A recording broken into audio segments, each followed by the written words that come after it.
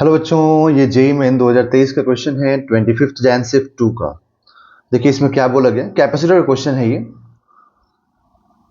A capacitor has capacitance 5 microfarad when when its parallel plates are separated by air medium.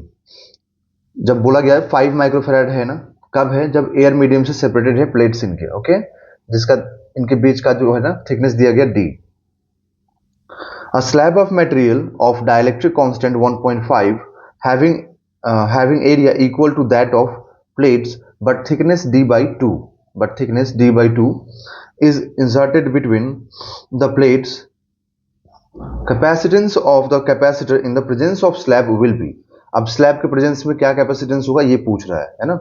तो question ये देखिए बहुत important है और बहुत बढ़िया भी क्वेश्चन है।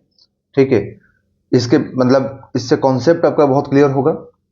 ठीक, कैसे हमें सॉल्व करना चाहिए जब भी डायलैक्ट्रिक इंसर्ट करता है तो आपको मतलब कैसे सॉल्व करना चाहिए, कैसे अप्रोच करना चाहिए, ये चीज आपको यहाँ पर समझ में आएगा। देखिए यहाँ पर क्या होता है कि जब एयर मीडियम होता है ना, जब मीडियम एयर होता है ना, तो उस केस में जैसे हम लोग यहाँ पर लिखें तो डिस्टेंस डी हमें दिया हुआ है और मान लो प्लेट एरिया यहाँ पर ए है, पूरा यहाँ से तक जो प्लेट है ना दोनों, उसका एरिया ए है प्लेट का।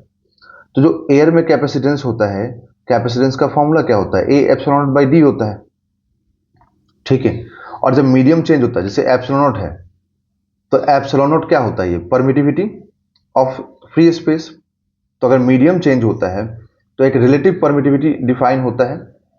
ये इलेक्ट्रोस्टैटिक में जो मेरा इलेक्ट्रोस्टैटिक का जो वीडियो है, जो मैंने लेक्चर पढ़ाया है आप लोगों को, उसमें आपको प्लेलिस्ट में मिलेगा जहाँ पे मैंने इसके बारे में समझाया है, इफेक्ट ऑफ मीडियम के बारे में। ठीक है, जहाँ पे मैंने रिलेटिव परमिटिविटी एक्सप्लेन किया है, वो है एप्सिलॉन अपॉन एप्सिलॉन नॉट। ठीक है, मतलब जहाँ पे एप्सिलॉन क्या हो गया? परमिटिविटी ऑफ मीडियम, और ये हो गया परमिटिविटी ऑफ फ्री स्पेस। तो यहाँ से जो मीडियम है ना, देखिए ये जो मीडियम है ये क्या हो जाएगा? Epsilon not into epsilon r हो जाएगा। ठीक है, तो अब मान लीजिए अभी तो खैर यहाँ पे आधा डिस्टेंस ही फिल किया है ना, तो यहाँ पर जैसे कि ये हो गया, अभी इसमें बोला है कि सिर्फ d बाई 2 डिस्टेंस तक ही हम लोगों ने फिल किया है, इसमें डाइलेक्ट्रिक फिल कर दिया, बट ओनली d बाई 2 तक। ओके, और जो रिमेनिंग d बाई 2 है ना, वो एयर है ना, ये एयर है, इसमें फिल नहीं किया है डाइलेक्ट्रिक। ठीक है, तो चार्ज ऐसे एंटर करेगा, तो चार्ज ऐसे एंटर करेगा तो ये इस ऐसे पास करेगा। इसका मतलब कि अगर मैं इसको C1 बोल दूं और इसको अगर मैं C2 बोल दूं, तो ये C1 C2 आपस में क्या हो जाएगा? सीरीज में, है ना, C1 C2 तो सीरीज में हो जाएगा।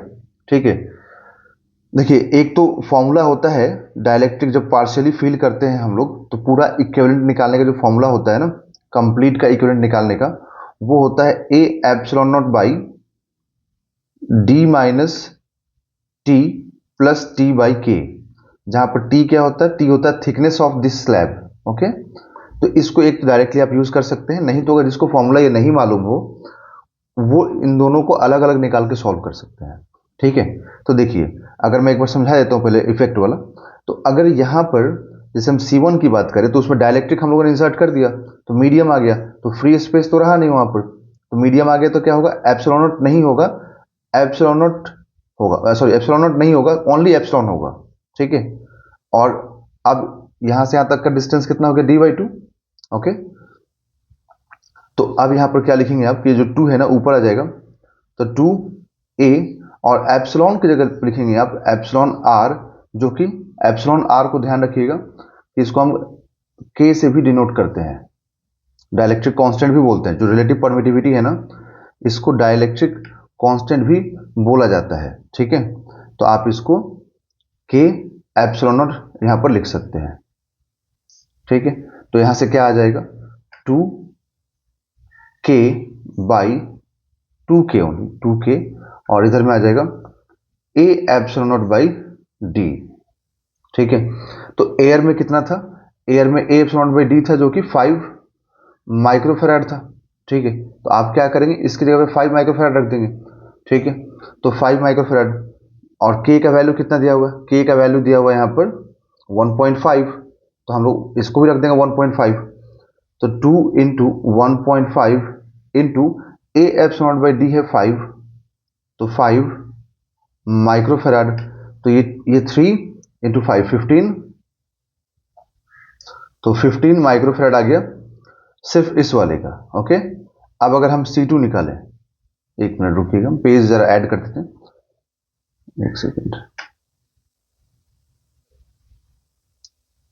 ओके, तो अब अगर हम लोग यहाँ पर C2 फाइंड करें, तो C2 तो एयर है ओनली, तो C2 एयर है, तो C2 वाला पार्ट में एयर है, तो क्या होगा, सिर्फ डिस्टेंस चेंज हो रहा है ना, क्योंकि एयर सिर्फ आधे डिस्टेंस में रह गया अब। तो यहाँ पर हम लोग क्या लिखेंगे कि 2 यहाँ आ जाएगा, तो A epsilon not by D कर देंगे, तो 2 और A epsilon not by D कितना है, 5 माइक्रोफेराड है। तो आप यहाँ लिखेंगे C2 is equal to 10 microfarad. Okay, अब अगर आप देखें तो जो भी चार्ज यहाँ से एंटर करेगा, ठीक है, वही चार्ज ऐसे पास करेगा। इसका मतलब कि यहाँ पर ये दोनों C1 C2 किस में हो जाएगा, सीरीज में, तो C1 C2 सीरीज में, तो हम लिखेंगे C1 and C2 both are in series. Okay, तो दोनों अगर सीरीज में हो गया तो आप यहाँ पे इसको सॉल्व कर दीजिए। तो यहाँ पर सीरीज का जो फॉर्मूला होता है ना, वो रेजिस्टेंस के पैरेलल जैसा होता है, ठीक है ना, रेजिस्टेंस के पैरेलल जैसा हम लोगों को दिखता है। तो अब यहाँ से जब C इक्विवेलेंट आप सॉल्व करेंगे तो आपको मिलेगा C1 C2 by C1 plus C2। Okay, तो अब आप 10 और 15 रखिए और इक्विवेलेंट सॉल्व कीजिए।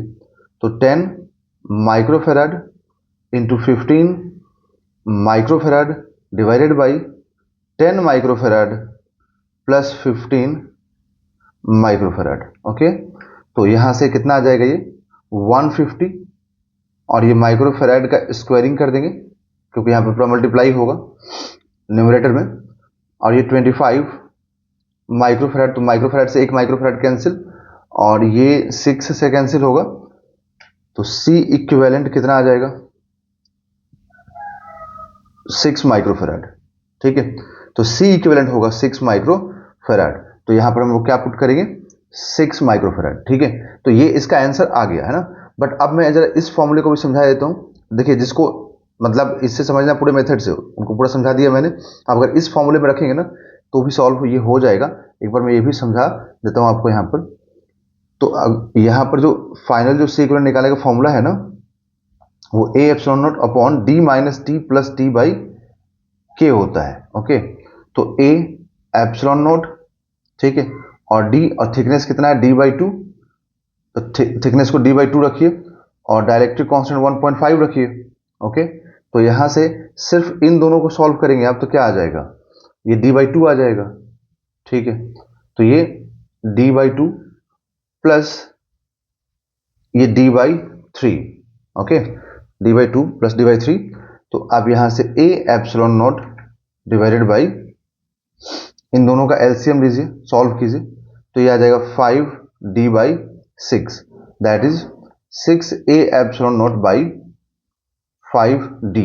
तो ये जो है ना, ये कितना है, 5 है, तो आप यहाँ पर रख दीजिए 6 बाई 5, और ये 5 माइक्रोफेराड है, तो 5 से 5 कैंसिल, तो 6 माइक्रोफेराड। देखिए, दोनों में जो आपको सिंपल लगे आप वो मेथड याद रखिए, है ना। बट मेरे अकॉर्डिंग ये सिंपल है, ये बहुत ही कम कैलकुलेशन में हो रहा है, और इसमें आपको बहुत ज़्यादा कैलकुलेशन करना पड़ रहा है। ओके, सो नेक्स्ट वीडियो देखेंगे बच्चों हम लोग, नेक्स्ट क्वेश्चन। ओके, चलिए, बाय एवरीवन, टेक केयर, और वीडियोस को जरूर लाइक कीजिए बच्चों, चैनल को सब्सक्राइब कीजिए। Thank you.